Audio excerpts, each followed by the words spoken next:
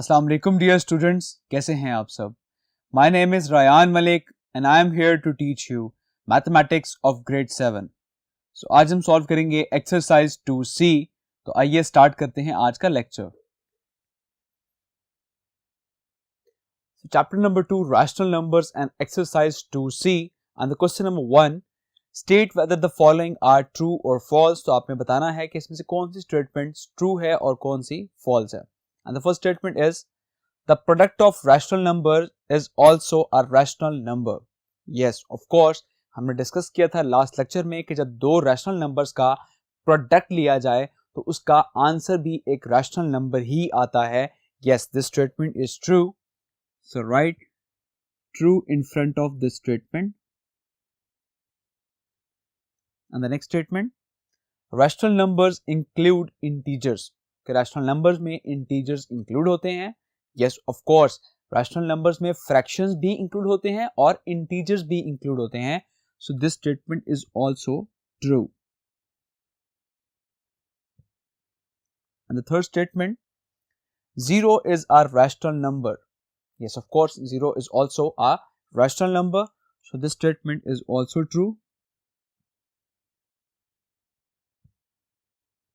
And the fourth statement, the product of rational number and its multiplicative inverse is 0.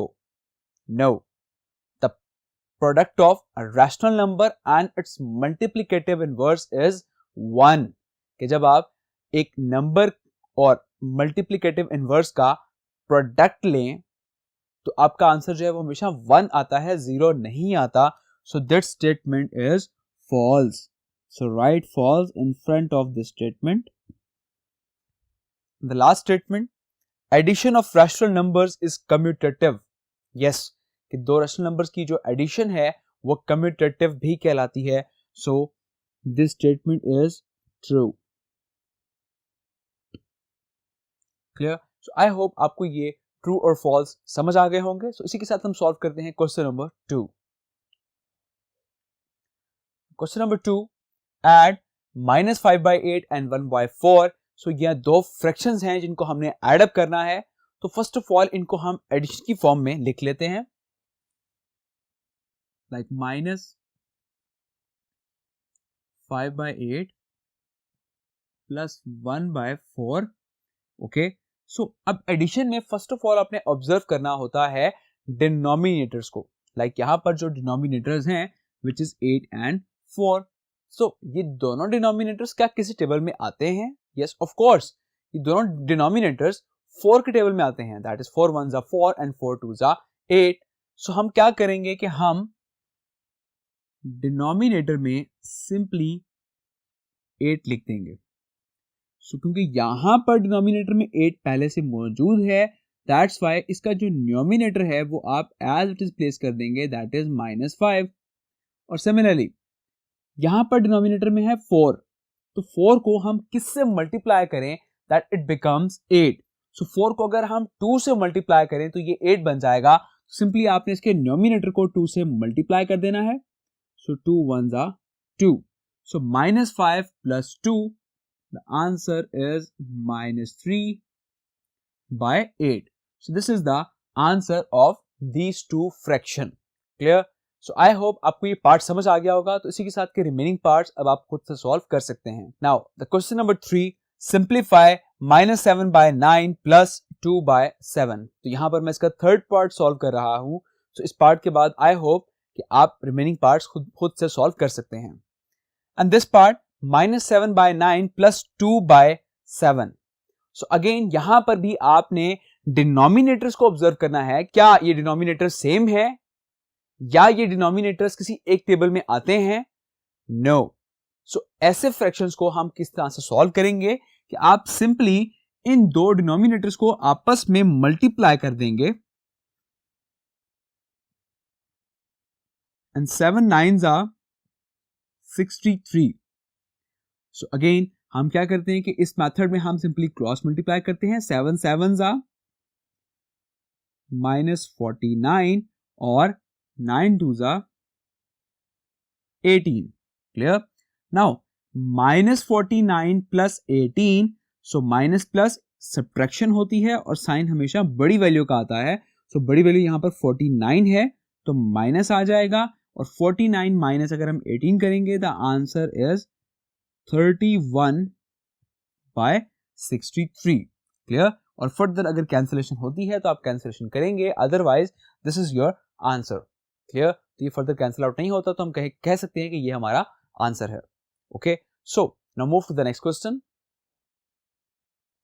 Now the question number 4 show that, अब यहां पर आपको left hand side पे कुछ fractions given है और right hand side पे कुछ फ्रैक्शंस गिवन है, और आपने प्रूव करना है कि ये दोनों साइड जो हैं ये इक्वल हैं। तो यहां पर हम इसको बाय पार्ट सॉल्व करते हैं। लाइक फर्स्ट ऑफ ऑल मैं यहां पर लेफ्ट हैंड साइड सॉल्व कर रहा हूं।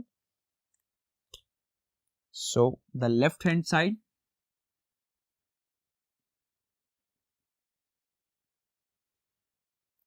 which is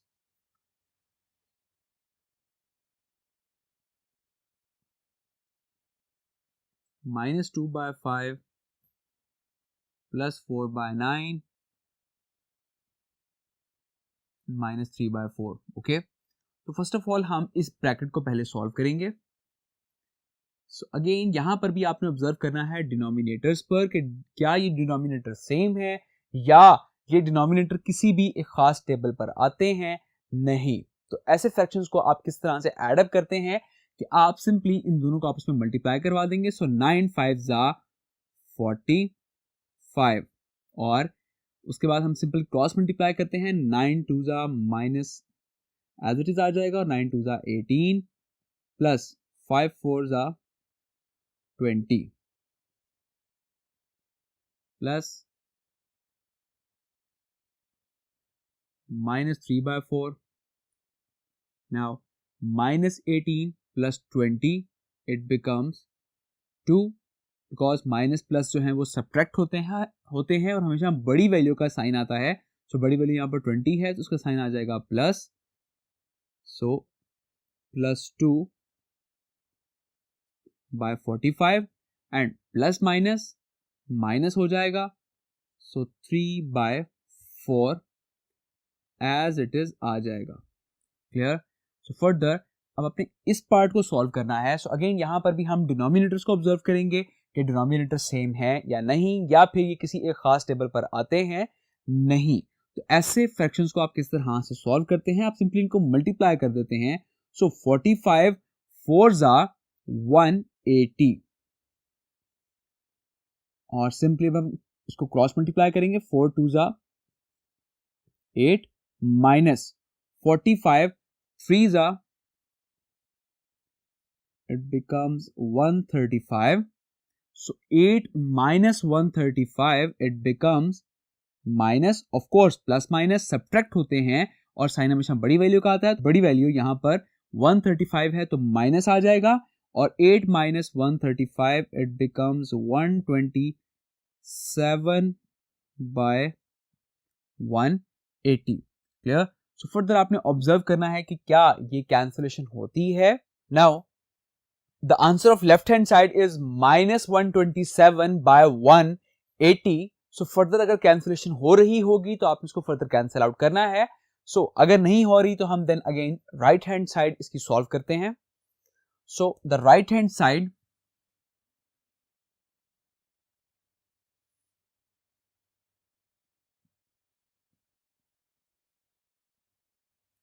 and which is equals to -2/5 plus 4/9 and plus bracket में अगेन आ जाएगा -3/4। क्लियर? तो फर्स्ट ऑफ ऑल हम इस ब्रैकेट को सॉल्व करेंगे। So -2/5 as it is plus 4/9 plus minus -3/4। Again यहां पर हमने डिनोमिनेटर्स को ऑब्जर्व करना है कि क्या ये सेम है या फिर ये क्या एक टेबल में आते हैं नहीं। तो ऐसे फ्रैक्शंस को हम किस तरह से सब्ट्रैक्ट करेंगे? -2/5 एज इट इज प्लस हम सिंपली डिनोमिनेटर्स को आपस में मल्टीप्लाई करवा देते हैं. सो 9 4s are 36 और सिंपली हम क्रॉस मल्टीप्लाई करवाते हैं. 4 4s are 16 minus 9 3s are 27.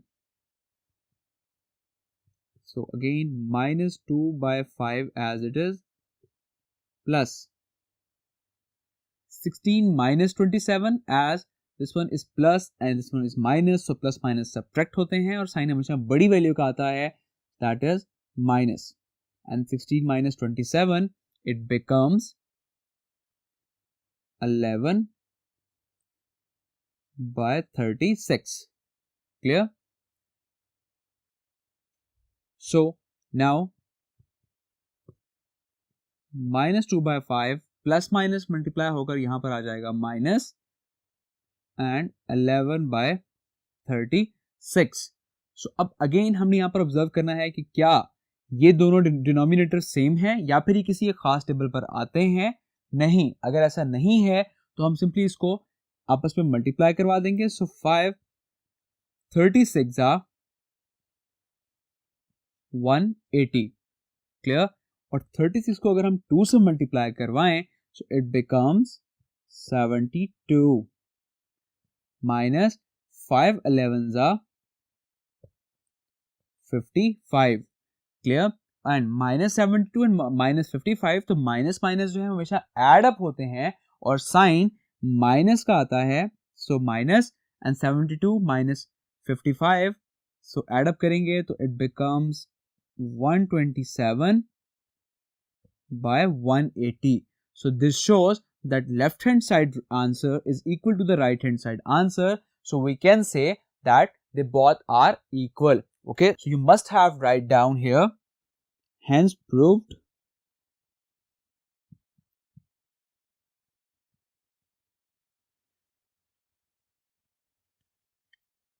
that left hand side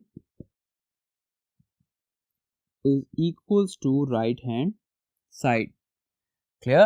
And although अगर हम क्वेश्चन से ऑब्जर्व करें यहाँ पे तो यहाँ पर एसोसिएटिव प्रॉपर्टी का भी यूज हो रहा है. दैट इज, अगर हम इस टर्म को देखें तो minus 2 by 5, again same term here minus 2 by 5.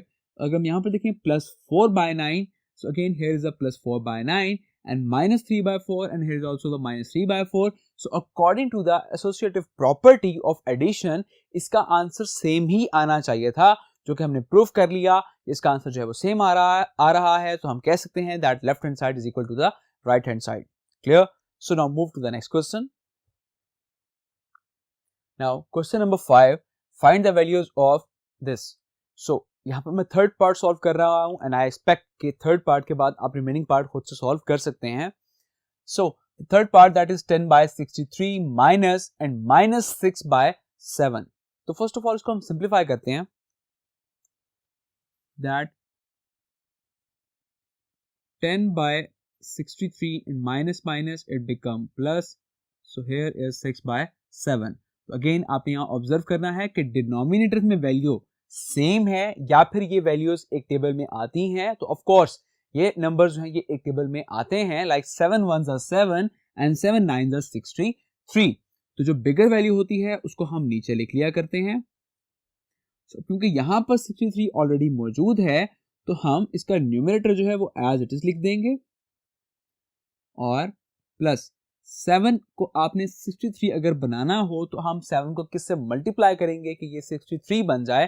तो 7 9s are 63, तो हम उस 9 को हम मल्टीप्लाई करवा देंगे इस 6 से. सो 9 6s are 54 and 54 plus 10 it becomes 64 by 63. Clear? So this is the answer of this part. Clear? So I hope remaining part जो है वो अब आप खुद से सॉल्व कर सकते हैं. तो अपना बहुत सारा ख्याल रखिएगा. Take care. अल्लाह हाफिज.